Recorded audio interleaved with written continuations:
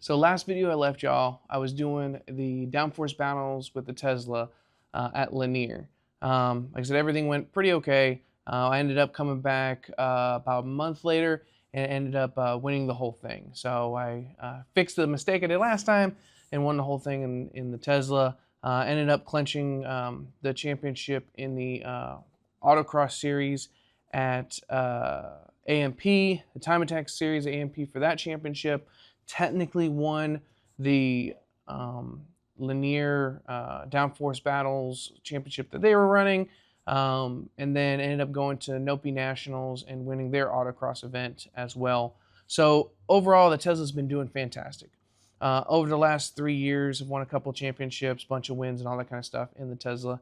And I was getting ready to get ready for the 2026 season. I had a couple sponsors lined up, a really big sponsorship lined up that was going to really change the game for me and the Tesla. But after sitting and thinking about it, it was kind of silly for me to not only my sports car and race car to have it sit in the garage. So, and it was an electric vehicle of all the things.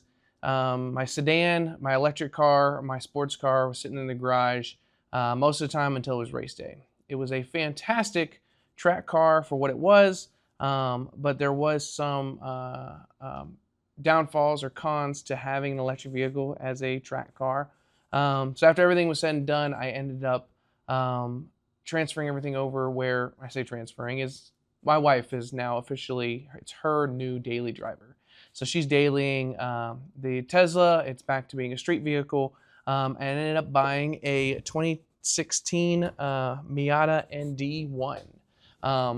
And that is my new official track car. And I say track car is it's right now my I'm going to be attempting to go against the SCCA autocross down in Atlanta and trying to see if I can fight for the championship there.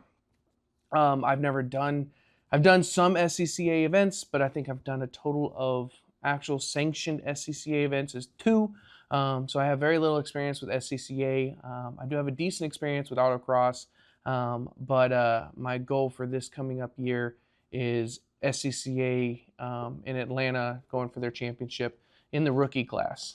Trying to get my feet wet to feel what it's like to run against a very high-ranked competition platform like them. So that is the plan for this year. But I'm pretty excited. It is a big change for me because I've been running the Tesla as a track vehicle, as a competition vehicle for the last 3 years. And that's kind of all I live, breathe, and know is about tracking that vehicle. It is a huge difference. 0 to 60 in 2.99 seconds, according to Draghi, where this one is like 5.5 seconds. So it's definitely not the quickest thing out there. But it does corner pretty well for what it is. So I'm super excited. The big thing on it is, for an example, is I did my first ever event 2 weeks ago, like I said, down in Atlanta, and we ended up winning in the rookie class and placed pretty well according to their PAX program. I'm sitting at what I calculated because they had some live scoring issues, but what I'm calculating is 23rd out of 144. So that's not bad for being a bone stock, no suspension, no sway bars, no nothing to it. It's straight. I actually bought it a week before the event and put some tires on it and just sent it. So definitely happy with the results for it, but definitely have a lot more to go, especially it was raining or wet for most of the time. And I think we would have done actually better, except for we were in Group 1, and all the rookie class for the most part were in Group 1. But in Group 2, the class that I'm actually going to be competing against in the future, which is the CS division, kind of got a little drier of a track. Started hearing some tire squeals, so I think they went a little bit faster due to that. Not that that means anything. They are ready and built for that class, and hopefully I will be there sometime soon. But for now, it's going to be a slow process, just like it took the time to get the Tesla up and running. It's going to be similar there. But short version of it is I'm making this video to say time for a change. It's not going to be the electric toaster anymore. It's not going to be that channel. It's going to be the Kyer Mullany Racing.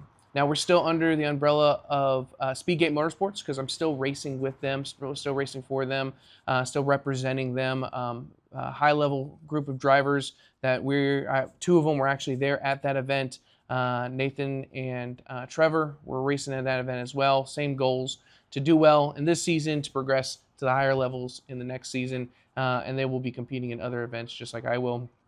But I will be underneath Speedgate Motorsports, still representing them, and hopefully be able to do some good things. But I'm not going to be the Electric Toaster anymore. It's going to be Kyra Mulaney Racing, because not only will we be doing that race, but I also will be competing in other races as well, personally for myself, some karting events, some simulator events. I am a part of a sim league in iRacing, and also trying to compete, do some endurance racings like I used to in my karting days, 10-hour, 6-hour, 12-hour enduros, hopefully in the future.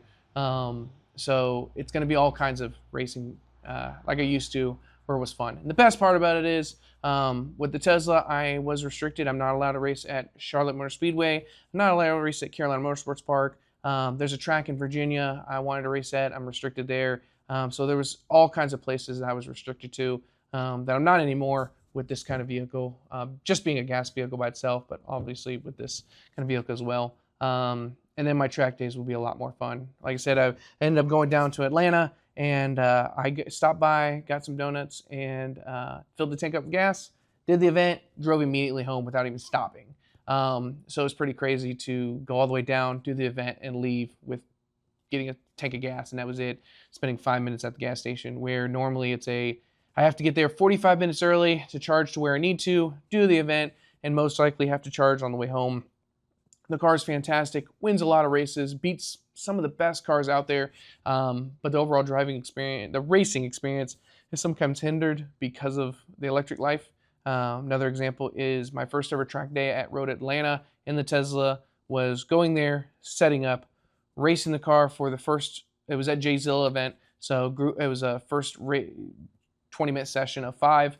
Went out there, did the 20-minute session, drove 10 minutes away to a charging station, to drive 10 minutes back to relax, to drive 10 minutes back to the charging station, to drive 10 minutes back to get back on the track, to use pretty much all the battery up, to go back to the charging station, and back and forth, back and forth. That was my day, was spent on the track and at the charger for basically 8 hours. And as much as it was very exciting to race Road Atlanta, that kind of experience kind of didn't make it fun, where I could have got gas there at the track, could have hung out with friends and stuff like that. So it's going to be a whole new experience with me doing the car. So pretty excited, especially to do something different.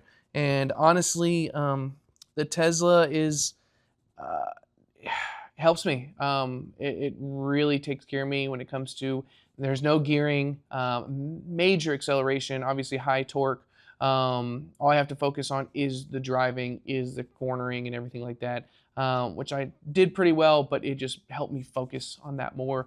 With this kind of vehicle, not only am I short on power, so it's all using the momentum of the car to get through the corners, as well as be precise on my cornering, just to maximize what I can because I don't have the power. Also gearing, it is a 6-speed manual, so I have to learn to upshift, downshift, and heel toe and stuff like that. I know how to do the basics. I'm still learning my heel toe, but that's all new. With the Tesla, it's full track suspension, so full stiff, 20K springs all the way around, track shocks, the whole works. Where this is bone stock. Now, it will get better as the year goes on, but she's not going to quarter the same, not going to be as planted as the Tesla was, but it is 2,000 pounds lighter, which will be really, really nice. So I say all that to say, hopefully more videos are going to come. You'll get to see it all in this vehicle, and I still have a lot of the parts still on the Tesla, so eventually may go back out and play around with it here and there for some fun special events, especially if the wife's able to come, then she gets to come and enjoy. One thing I loved and will miss is the 4-seat experience, giving people rides and everything like that. But this should be a lot of fun, and the track days I'm able to do by myself will be a lot better. So other than that, till next time, we'll keep you in the loop, but see you then.